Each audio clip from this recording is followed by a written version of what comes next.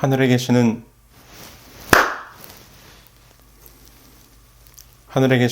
하나님 아버지, 오늘도 저희들을 말씀 앞으로 초청하여 주시니 감사합니다. 오늘 저희들을 예수님의 자녀요 형제라 불러주시고 함께하여 주시는 은혜로 인하여 감사합니다. 오늘 하루도 우리를 세상에서 불러내어 당신의 백성 삼아주신 축복과 은혜를 기억하며 우리도 다른 이에게 예수님을 증거하는 자들로 살아가게 하여 주시옵소서. 예수님의 이름으로 기도합니다. 아멘.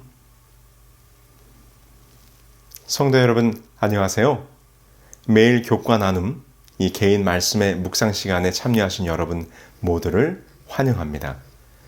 오늘은 10월 22일 화요일, 요한의 두 제자입니다. 2024년 지난 6월 29일 미국과 중국이 아주 흥미로운 의논을 했다는 뉴스가 있었습니다.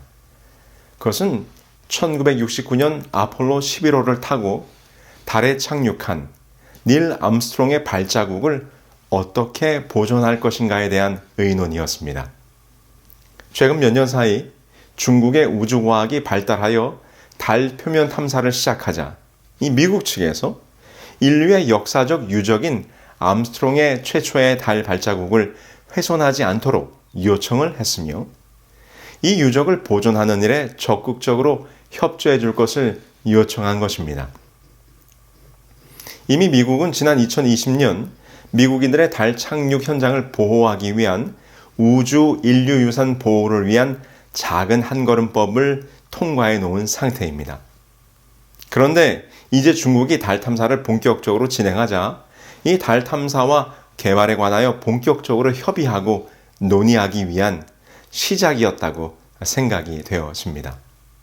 어쨌든 달에 남겨진 인류 최초의 첫 발자국, 그것은 여러모로 의미가 있는 것이라고 생각이 됩니다. 오늘 우리는 또 다른 첫 발자국을 보게 될 것입니다. 그는 바로 예수님을 개인적으로 따르기로 결심한 예수님의 첫 제자들의 발걸음입니다. 침례 요한이 요한복음 1장 35절에서 39절에서 보라, 하나님의 어린 양이로다 라고 선언하며 예수님을 가리킬 때 그 자리에는 침례 요한의 두 제자가 함께하고 있었습니다. 그리고 이 두 제자는 예수님이 구약의 예언을 성취하는 메시아임을 알리는 이 요한의 기별을 듣고 예수님을 따르기 위해 요한을 떠났습니다.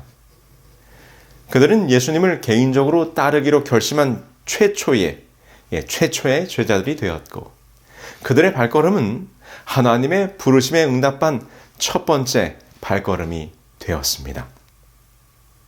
이 요한의 두 제자는 한 사람은 성경에 기록된 대로 안드레였고 또 하나는 요한복음의 저자 요한 자신이었을 것으로 우리는 생각할 수 있습니다.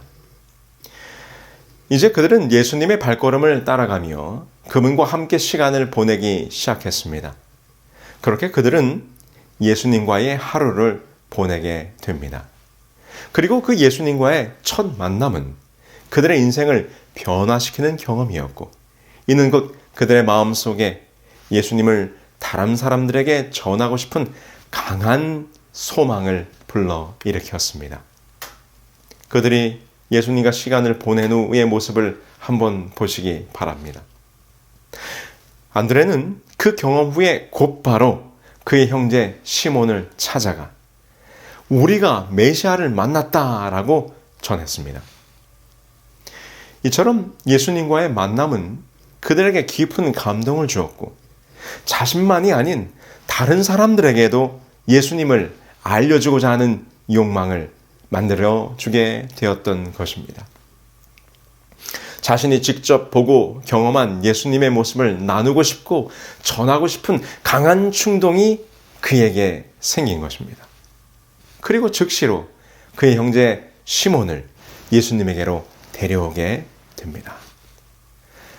예수님은 시몬을 보자마자 내가 요한의 아들 시몬이니 장차 개바라 하시며 그가 누구인지를 아셨습니다. 이는 예수님께서 모든 사람을 깊이 이해하시고 그들의 마음을 아시는 분임을 우리들에게 보여줍니다. 요한복음의 중요한 주제 중 하나가 이 요한복음에서는 예수님께서 인간의 마음과 생각을 아신다는 주제가 반복적으로 설명되어져 있어요.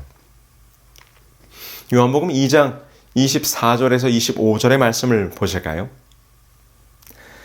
예수는 그 몸을 저희에게 의탁치 아니하셨으니 이는 친히 모든 사람을 아심이요 또 친히 사람의 속에 있는 것을 아심으로 사람에 대하여 아무의 증거도 받으실 필요가 없음이니라. 예수님은 단순히 사람들의 외적인 모습이나 행동만을 보시는 것이 아니라 그들의 내면과 가능성을 아시는 분이십니다. 이것이 얼마나 놀라운 일입니까? 우리의 삶 속에서 우리가 예수님을 만나게 될 때 예수님은 우리의 존재를 깊이 아시고 이해하시며 우리를 당신에게로 이끄시는 분이시라는 것을 우리가 경험하게 되는 것입니다. 요한과 안드레는 예수님의 말씀에 대한 이 열린 마음과 믿음으로 그분을 따랐습니다. 이들은 침례 요한의 전도와 성령의 부르심에 반응하며 예수님을 만나기 위한 준비된 마음을 가지고 있었습니다. 반면에 많은 사람들은 의심과 비평의 마음으로 인해 귀한 기회를 놓치고 말았습니다. 예수님을 따르기 위해서는 그분의 말씀에 대한 순전한 믿음과 열린 마음이 필요합니다. 시대의 소망은 이 장면을 이렇게 설명합니다. 요한과 안드레가 제사장들과 관원들의 불신의 정신을 갖고 있었더라면 예수의 발 아래서 배우는 자들이 될 수 없었을 것이다. 그들은 예수의 말씀을 판단하는 비평가로서 그에게 나왔을 것이다. 많은 사람이 그렇게 함으로 가장 귀한 기회의 문을 닫아버린다. 그러나 이 첫 제자들은 그렇게 하지 않았다. 그들은 침례 요한이 전도할 때에 성령의 부르심에 반응하였다. 그들은 이제 하늘 교사의 음성을 알아보았다. 그들에게 예수의 말씀은 신선함과 진리와 아름다움으로 가득 차 있었다.